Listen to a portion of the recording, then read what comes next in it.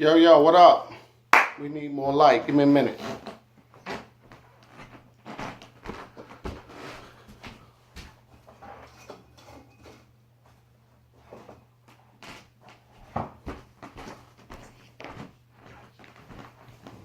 Yes, sir. What up? Good evening. Dang, look at this, man. This don't make no sense. I wish I was a little muscular. I ain't even attracted to what I see when I see. So yeah, I'm gonna have to start doing some push-ups. I'll be 50 next year, and I want to be clack clow, like Marty Morris say, clack clack clack. You know, not for them, but for him. Did I just get deep on y'all? Not for them. No, not for them, but for him, for me. Praise God. All right, check it. So I went out tonight with the church. I haven't been involved in a church, man. It seemed like maybe 4 years I left my church. I don't know how long it's been. I couldn't even tell you, but it felt like 4 to 5 years. I was at Sunday school one day, and I just walked out. I didn't like some of the things that was going on. You know, when people start, no disrespect tonight, but tonight I'm keeping it real. Oh, this don't work? Oh, my bad, but it looked good, dog. Hey, I've been in church. I was at a church, and what happened was I felt as though if you're going to be a man of God, the only thing that should be coming from that pulpit is what thus saith the Lord, what you studied for, because you can't just get up on the church and 11 o'clock come up with something. You know, you have to put in that work. You got to labor. You understand what I'm saying? And, you know, you can't just get up there and just wing it, you know. So it was just a particular morning I felt as though that, well, it wasn't I felt as though he was attacking one of the brothers. And, you know, he did it the first service, 8 in the morning. And I said, you know, I'm going to say something, you know. I'm going to say something, you know, if he do it during the Bible. Because we have church 8 o'clock, and then we break up. We have Sunday school, and then we have another service at 11. So I was like, you know, if he do this again, because he did it from the pulpit at 8 o'clock. And I felt as though, like, that's not the Holy Spirit. Don't operate like that. It's never personal. If you know Jesus Christ, first of all, he's a loving God. He's a caring God. And you're not going to be up there throwing shots at anybody. First of all, it says that number one, you're on your own. Number two, you're operating from a different realm. What realm? I don't know. So he came and did it at the Bible study, giving his feelings about his deacon or whoever he was at the time. So me personally, I got up and I said something. First of all, I was like, man, I feel as though, you know, you shouldn't be, you know, coming out talking stuff that's personal. You know, you leave that for the in-house, and you have meetings for that. You don't come and bring that to the pulpit or in our Bible study, sir. He said, hey, you don't got to hear it. I said, you know what? You right. And haven't been to that church since. I left. Went straight to another church, which was Epiphany Fellowship. I went to Epiphany Fellowship, and I stayed there maybe a year and a half. And the church was unbelievable. The pastor, I did not just like the pastor there. I was a fan of the pastor, and that can't work out. You can't be no fan of a pastor. But he was like, to me, I'm a fan like Jay-Z, Run.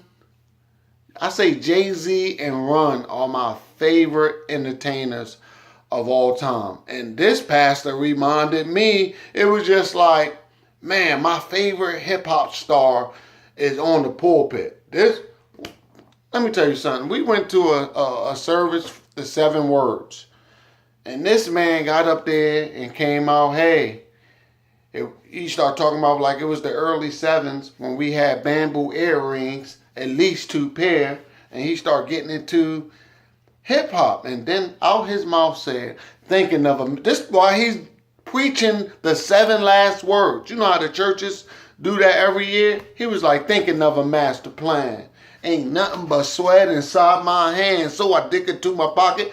Then the crowd starts singing it with him. From that day on, he wasn't my damn pastor. I was a fan. It was at times my wife used to be like, I watch what he wear. You know what I mean? I cop, man.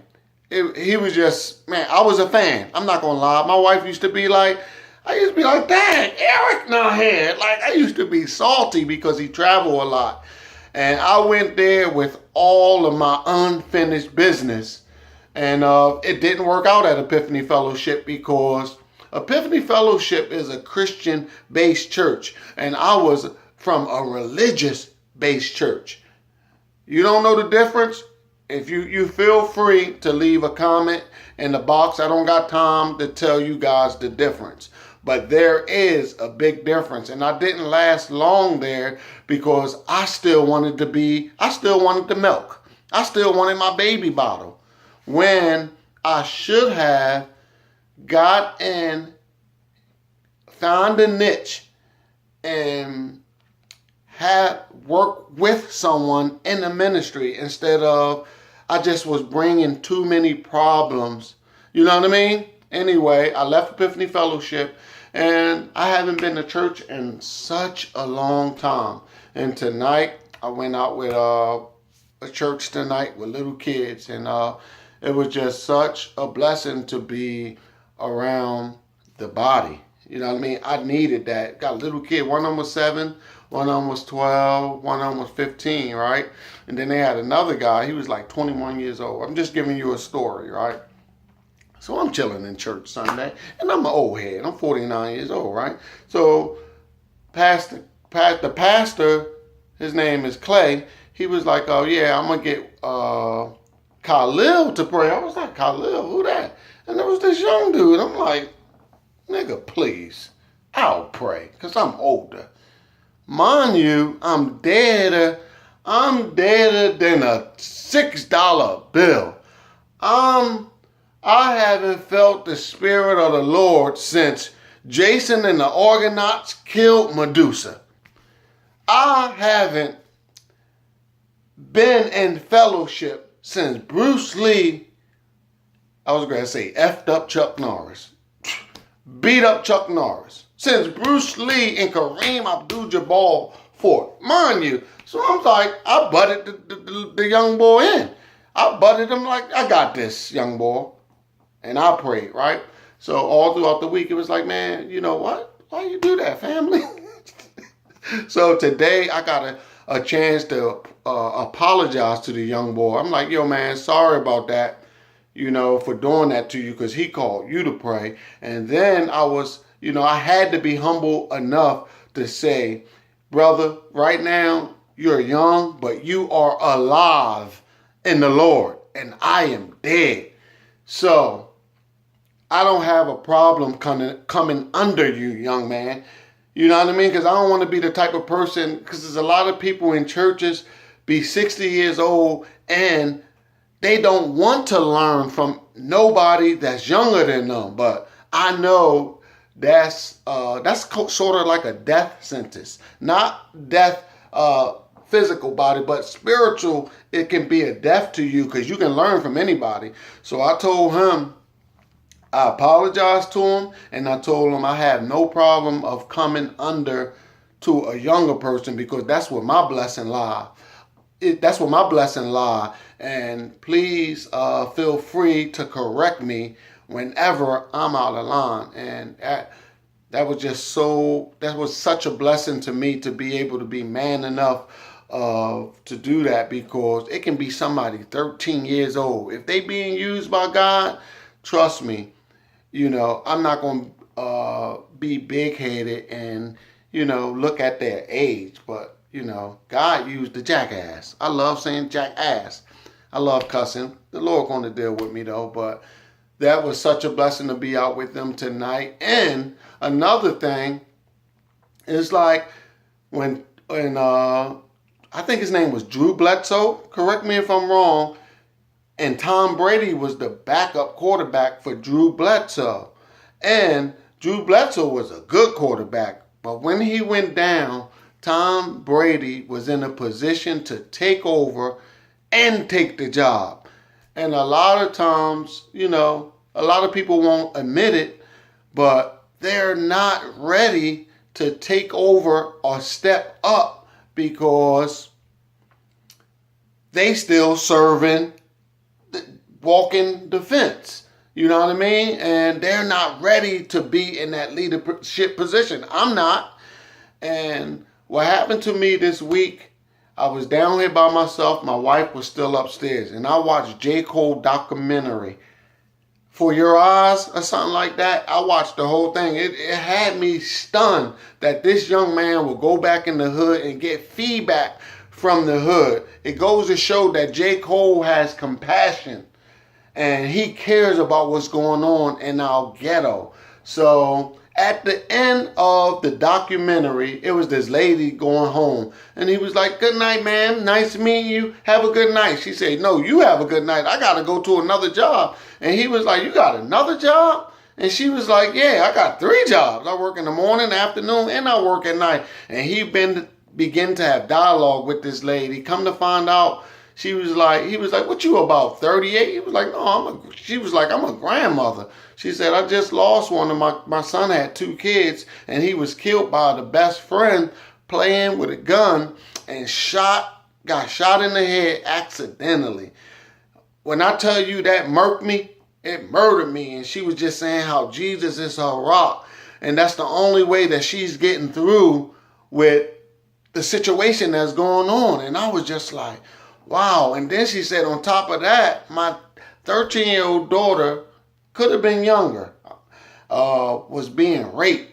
And she was fighting for her life, and the guy slung her, and she hit her head and died.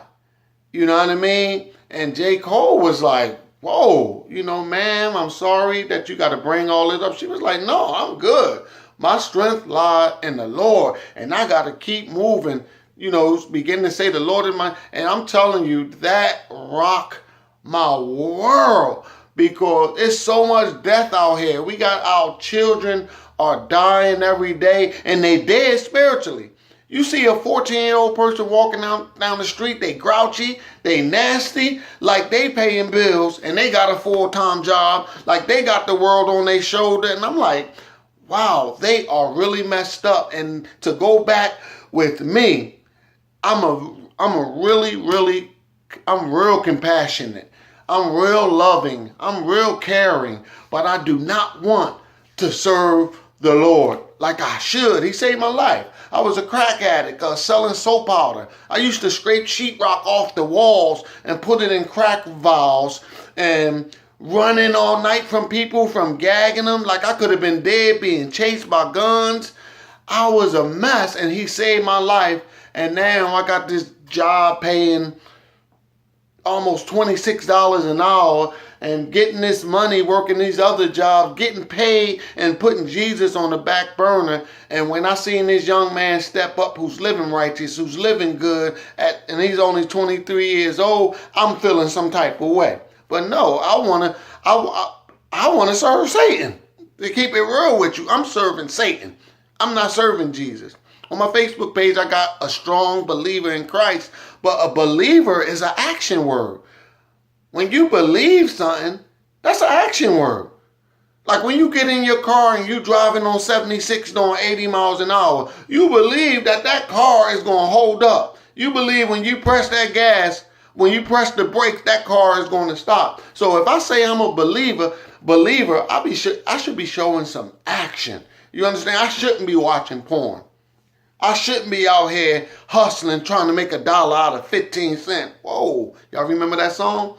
So, yeah, I really need to change because we have death all around. And all I'm saying to my wife, I can't wait till we move to LA. I can't wait till we move from around these niggas. Yeah, but where did Jesus lie? Jesus lied right in the hood. He was in the hood preaching the gospel. He was amongst murderers, thieves, confused people. You know what I'm saying? And it seemed like I felt so broken about that lady's story going back to J. Cole. And it just made me like, Robert, I can hear something on the inside like, Rob, you need to get yourself together because you surrounded by a bunch of kids taking their life and you're doing nothing. And I saved you out of the muck and the miry, and you're doing nothing. So I gotta change my life. I was like, Lord, well, what do you want me to do? How can I change? How can I live for you? Believe. You understand? Turn down. Some people don't want to turn down. Turn down. Turn down what, Lord? Turn down from watching pornos. Turn down from jerking off. Turn down from being a liar. You understand what I'm saying? Turn down from when the girl walk past you with a big booty. Turn down from lusting over after and watch what I'll do for you. You understand? But no, I want to give in. And I have no power. I'm dead as a doornail. So I just wanted to share that story tonight. How, just because you're 50 years old and you see a 25-year-old on fire for the Lord, don't be jealous. Get yourself together. I got to get myself together. So today's episode, we're going to name it right now. Today's episode was called, Bobbie, what the hell are you doing? Yo, good night, man. Peace up.